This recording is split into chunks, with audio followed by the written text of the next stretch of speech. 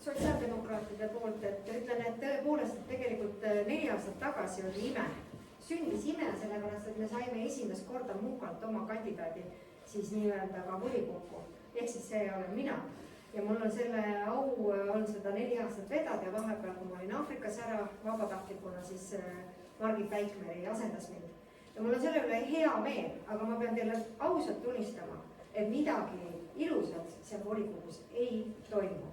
Ja selline, kui ma viimasel volikogu istungil, mis oli eelmisel nädalal, palusin teha volikogust üks pilt, mis on ajaloo, linna ajaloo jaoks vajalik, volikogu kui institutsiooni pilti, siis öeldi, et ei, aga meil on fraktsioon, meil on ainult keskfraktsioon ja see on täiesti absurdne.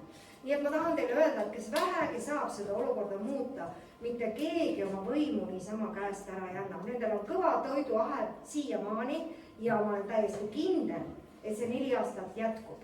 Nii et olge head, räägige oma naabritega ja just siit Mukalt peaks olema keegi meie esindaja. Aitäh!